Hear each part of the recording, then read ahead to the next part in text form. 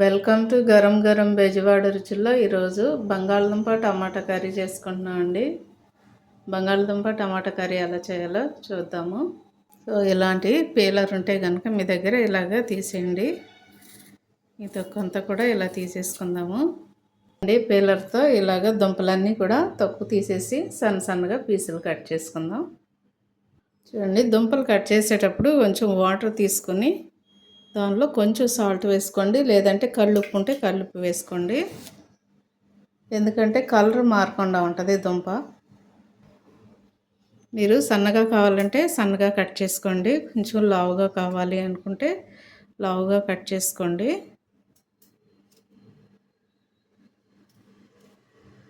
So నేనైతే ఈ size cut చేస్తున్నానండి, ఎందుకంటే కొంచెం గ్రేవీగా వండుతాను కాబట్టి సన్నగా ఎంత ముక్క అయినా సరిపోతుంది. చూడండి, ఈ సైజ్ కట్ చేసుకోండి, లేదు ఇంకా లావు కావాలి అనుకుంటే లావు కట్ చేసుకోండి. చూడండి, కూరకి తగినంత ఆయిల్ వేసుకోండి. ఇప్పుడు నేను ఒక ఉల్లిపాయ సన్నగా కట్ చేసి పెట్టాను, అది వేస్తున్నానండి.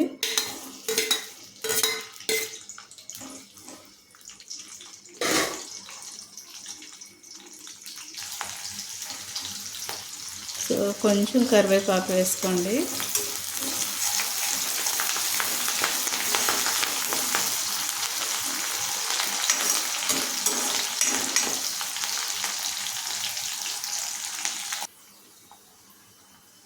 సో ఇది సన్నగా కట్ చేసి పెట్టుకున్న దుంపలండి, ఇవి బంగాళదుంపలు, అవి వేసేస్తున్నాను.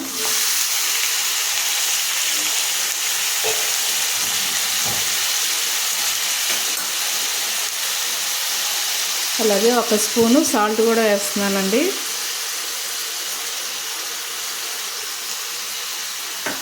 ఇవన్నీ కూడా బాగా కలుపుతాము. ఇట్లాగా ఉప్పు బాగా పట్టేటట్టుగా కలపండి.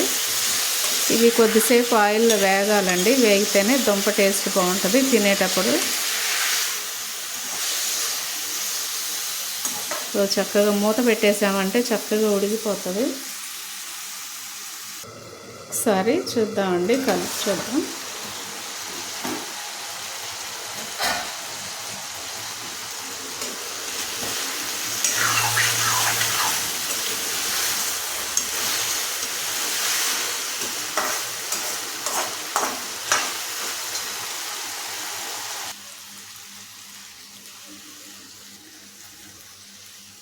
చూడండి, ఒక చిన్న స్పూన్, అర స్పూను పసుపు వేస్తున్నానండి, అర స్పూన్ వేసుకోండి.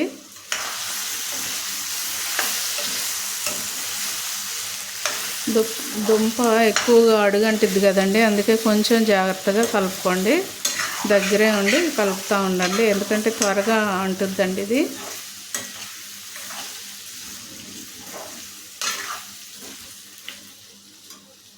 చూడండి, దీనిలో 3 టమాటాలు, కొంచెం పచ్చిమిర్చి వేస్తున్నానండి. ఇవి కూడా కలిపేసి మూత పెట్టేస్తే చక్కగా మగ్గిపోయిద్దండి. కర్రీ కూడా ఇది చాలా బాగుంటుందండి. రైస్లోకైనా, చపాతీలోకైనా, పొరాటాలోకైనా, దేనిలోకైనా కూడా చాలా బాగుంటుంది.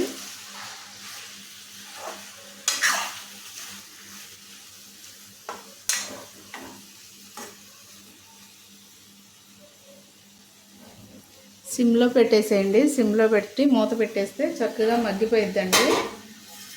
మధ్యలో వచ్చి కొంచెం కలుపుతూ ఉంటే సరిపోతుంది. చూడండి, కొంచెం కారం వేస్తున్నానండి లైట్గా, మీరు కూడా చూసి వేసుకోండి, మీరు తినేదాన్ని బట్టి వేయండి.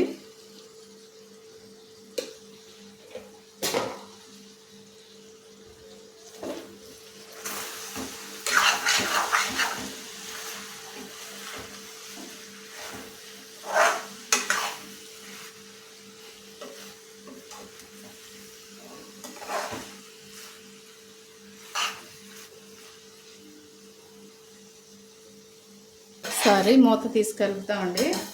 సో ఎందుకంటే ఇప్పుడు కారం కూడా చాలా చక్కగా మగ్గిపోయింది కదండి. చూడండి, చాలా కలర్ఫుల్గా చాలా బాగుంది, టేస్ట్ కూడా చాలా బాగుంటుందండి. తప్పకుండా ట్రై చేయండి. ఇవ్వండి, కొంచెం చింతపండు వేస్తున్నానండి, నేను లైట్గా వేసాను చింతపండు, మీరు కూడా లైట్గానే వేసుకోండి.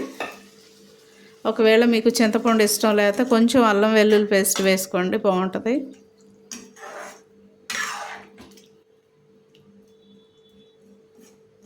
ఎందుకంటే ఎక్కువ నేను అల్లం వెల్లుల్లి తక్కువే వాడతాను, అందుకని పులుసు కూరలే ఎక్కువగా తింటాం మేము, అందుకని ఇలా చేస్తున్నానండి నేను.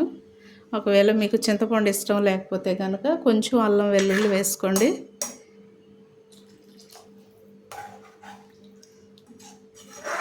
దుంప కొంచెం ఉడకాలి కదండి, అందుకని నేను కొంచెం వాటర్ ఎక్కువ వేసాను, మెత్తగా ఉడికిద్దని. సో స్టవ్ ఫుల్ పెట్టేస్తున్నాను. మీరు కూడా స్టవ్ ఫుల్ పెట్టుకోండి. కొంచెం బాగా దగ్గరికి వస్తుంది అనంగా అప్పుడు మనం సిమ్లో పెట్టుకుందామండి. మూత పెట్టేసుకోండి. సో కర్రీ అయితే రెడీ అయిపోయిందండి. చూడండి చక్కగా ఉడికిపోయిందండి. ఈ టైంలోనే మనం దించుకోవాలి, ఇంకా గట్టి పెడితే మరీ గట్టిగా అయిపోయిద్దండి. నేనైతే స్టవ్ కట్టేస్తున్నాను, బౌల్లోకి తీసుకుందాం.